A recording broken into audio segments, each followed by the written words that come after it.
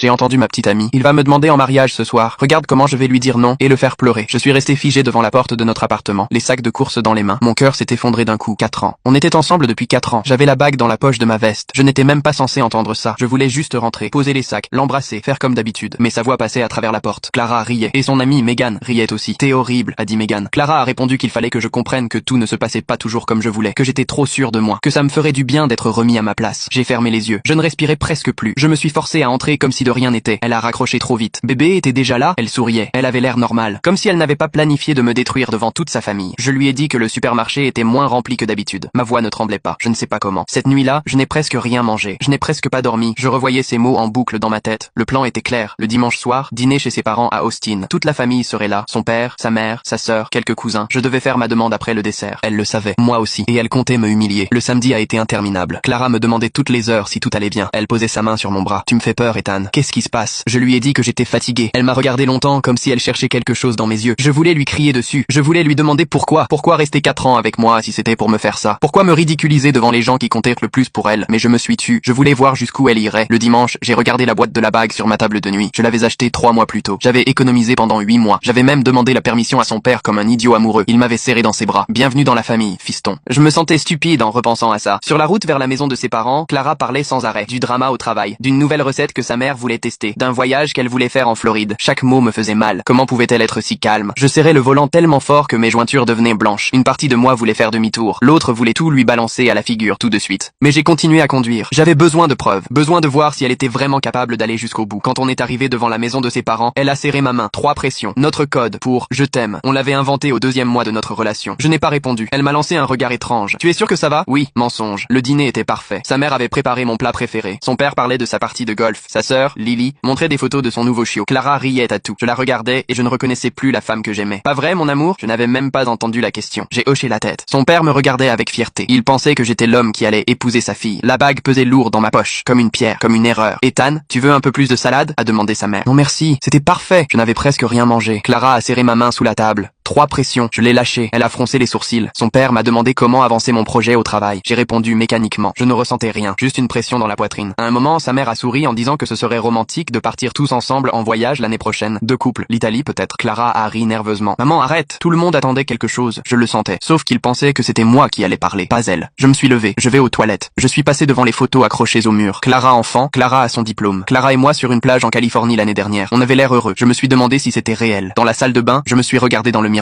Je paraissais épuisé. J'ai sorti mon téléphone. J'avais enregistré la conversation de jeudi. Je ne savais même pas pourquoi. Peut-être pour me prouver que je n'étais pas fou. J'ai appuyé sur lecture. Sa voix était claire. Il va me demander en mariage ce soir. Regarde comment